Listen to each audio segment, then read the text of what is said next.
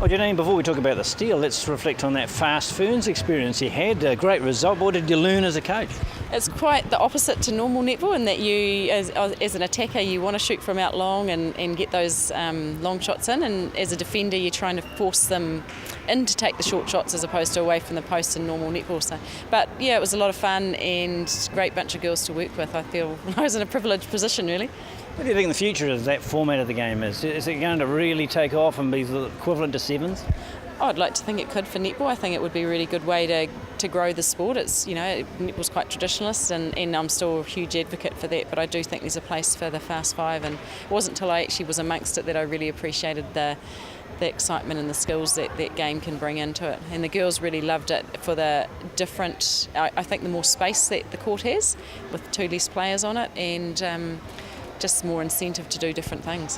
What do you think it is a good introduction in schools, perhaps, to get kids shooting from afar? Look, I think that's something that Netball New Zealand's been looking at with younger players. I also think there's a great social aspect to it, so maybe that's another avenue of the sport to grow for people who don't want to play the traditional game, and they can still be involved in netball.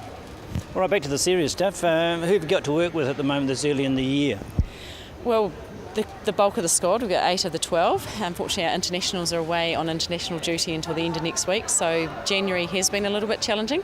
December we had pretty much the whole squad apart from Janelle, and focus was on building the team and just getting our basics back into our and back on court again, and focus through the last couple of weeks has been on defence. So girls are working hard. They're complaining a little bit of all the volume of work that they're doing and loading, but they need to do these hard yards to be able to stay on court later down the track. And you've been watching your Chargers over on the international scene, no doubt? Yeah, I missed yesterday's game, but did see the two New Zealand games and watched Janelle play for Jamaica. They put her under pressure, didn't they? They did. I guess she was targeted, and she's going to be a target, and everyone knows about her, knows what she's capable of. So, it's a challenge for her to grow a game.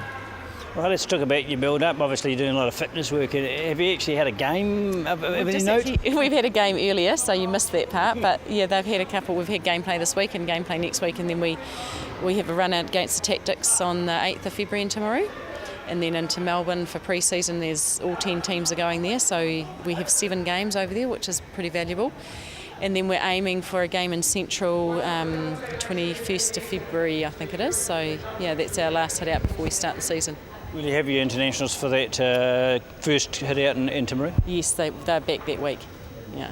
It's good to see that the relaunch that pre-season tournament where everybody plays everyone. That seems to be a fair way to prepare. I think it's a good way to prepare. Last year, a number of teams went. I think there were 6 or 7 teams that went across, and certainly from our perspective, it was hugely beneficial just getting that Australian exposure and just the tough match play early on in your prep as opposed to just when you hit the season. And they guarantee you, I think, 6 games, isn't it, minimum? So it's not an easy workout by any means. No, it's not. And, it's shortened, 2 15-minute quarters, so it's not full games, but 7 of those in 3 days is pretty intense. Is it as good as a spying mission as it is a preparation for your own team? Yeah, I guess that's the thing. You sort of think, well, what do I do? But then you've got to think, well, everyone sees everyone else on TV and you analyse each other to the nth anyway, so there's not too many secrets out there anymore.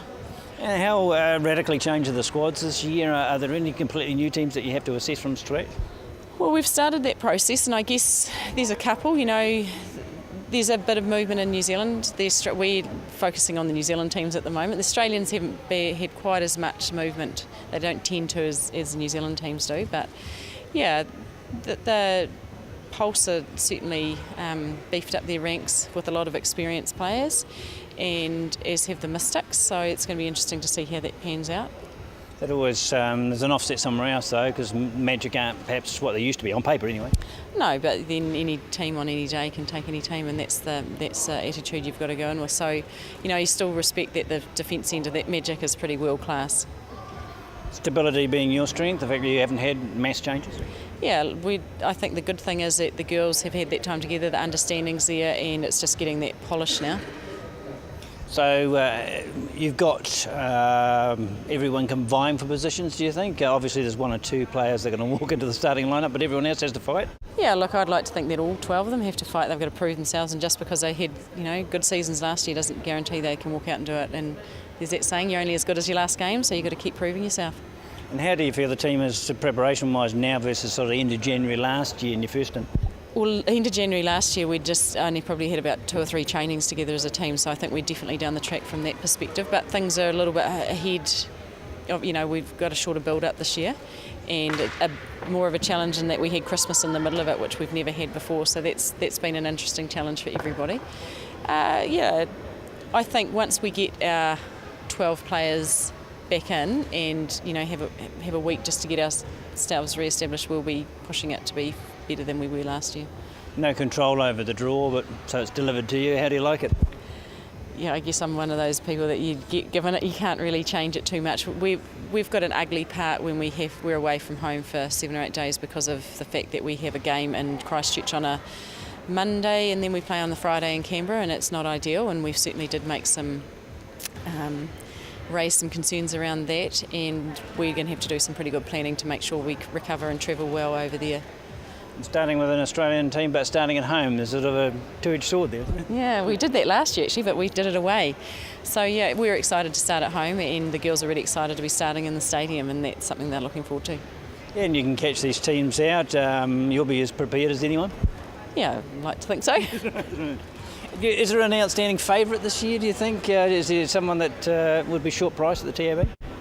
I guess if you looked on paper and just on the experience, the Pulse would have to be up there from that perspective. They've pretty much got an international in every position. The Australian teams like the Vixens and I think the Fever have plucked a couple out of nowhere and pulled a few, so that again probably the shift of power maybe over there to them a little bit more. But yeah, at this stage I'll wait and see. Maybe after Melbourne, come back and talk to me about it. What about your personal coaching philosophy and approach this year? You've had a full year in charge on your own. Are there adjustments you've made that will be apparent, do you think, in the team play? Yeah, I mean, I guess one of my big things is from a coaching perspective is that it's about people being responsible and self-responsible, and that's something that we're driving really hard within the team. And once the players are out there, they need to be able to make good decisions out there and be confident in that, and that's something that we work hard on in training. So I'd like to think that people can see them doing those things out there. And genuine excitement in the camp that some real games are coming up and they're into the season proper? Yeah, I think so. I think they're probably after Monday they were like, oh my goodness, being back on court, but today was certainly a step up. So and we expect that each week that it gets better, and the girls expect that as well.